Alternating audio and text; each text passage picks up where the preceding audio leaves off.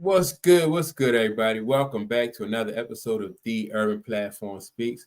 Make sure to like and subscribe as you come into the channel and check out the content. With that being said, I want to speak on a post that I saw recently, and somebody posted this with a sarcastic, like it kind of be kind of sarcastic, and I thought it was funny, right? And so the post says that now you can see that it has 3 point career 3 pointers, right? You got Draymond Green and you got Larry Bird. And you got Draymond Green with 700 career 3 pointers and counting, right? Because he's still playing. And you got Larry Bird, who ended his career with 649 career 3 pointers, right?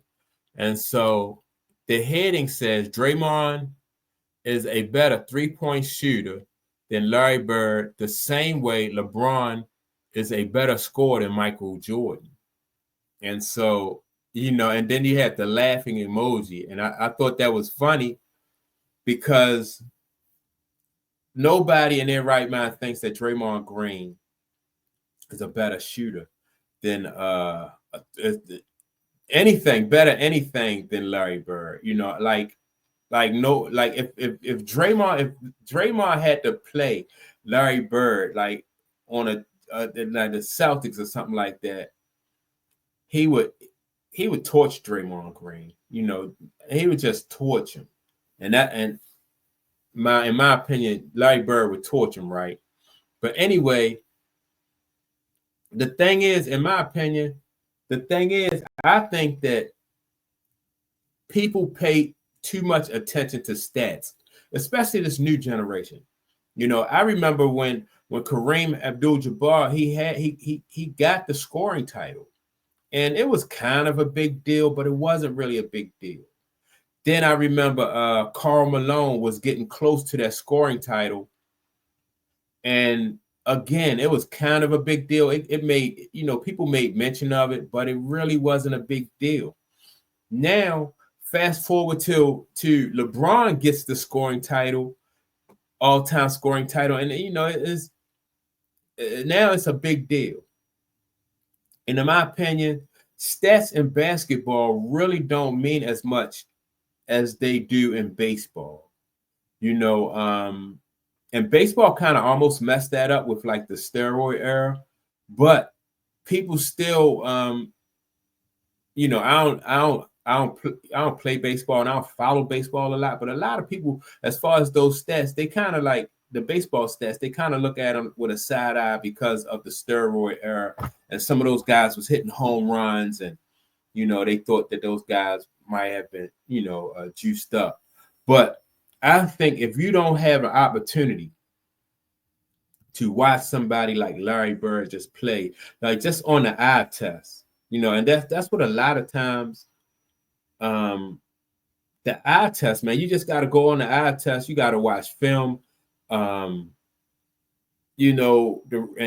really to get a feel of like how good these guys really were back in the 80s, man.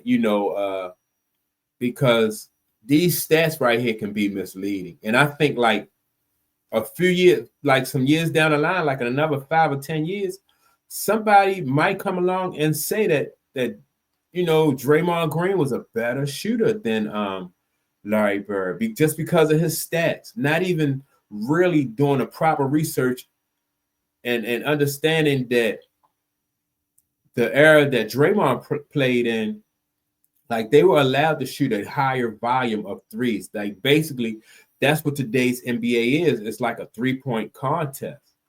Every game, who can shoot the higher percentage of 3-pointers. So they basically just trying to get their best players open to shoot 3-pointers.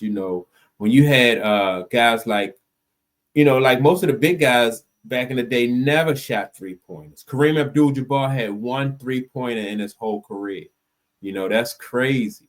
And so, and Michael Jordan even said he didn't like shooting 3-pointers because it took away from his aggressiveness. And that's an issue too, right? Because these guys, like those guys wanted baskets going to the rim And if not going to the rim, they wanted like that mid-range shot. You know, for a lot of guys, like Bernard King, like a mid-range jumper to Bernard King was a layup.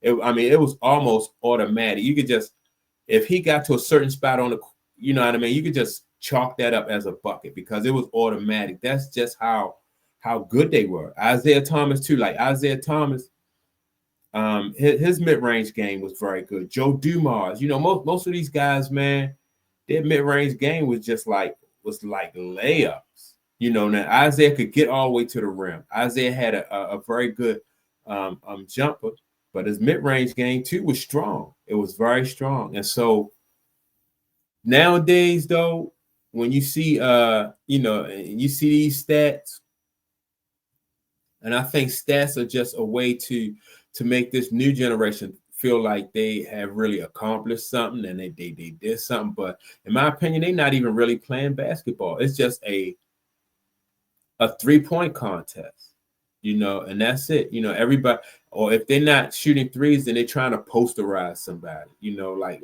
Ja Morant. Like, I think it's so much more that Ja Morant can do to develop his game, you know, besides just posterizing somebody. You know, that's not how Michael Jordan won his championships. Mike was known for spectacular dunks, right? But those spectacular dunks is not what carried them through the you know, through the playoffs and carried them through the championships and helped them win. You know, it was only Mike Jordan dunks was only like a small fraction of like the success that he had. You know, people remember the dunks and some of the moves that Mike made going to the, but you know, it was a lot of smart basketball play that helped those guys, Mike and the rest of those guys, win championships, man. And so, yeah, when you see something posted like this with Draymond, and he, you know, he has more made 3-pointers. To me, that just speaks to the efficiency of which Larry Bird did his thing. You know, Larry Bird shot threes, but he shot threes when they needed threes. He shot threes when it was to his team's advantage. If you was going to collapse down on Kevin McHale, you know, if you wanted to sag off Larry Bird and help out on Kevin McHale, then he'd make you pay for that. And if it was a 3-pointer or a long two, you know, he was going to knock it down. You know, and don't forget, Larry Bird won several 3-point contests. And I don't think that Draymond Green ever participated in a 3-point contest. So yeah, man, I thought that was a kind of a funny post. And then that's my take on it. Don't forget to like and subscribe. Make sure to leave a message.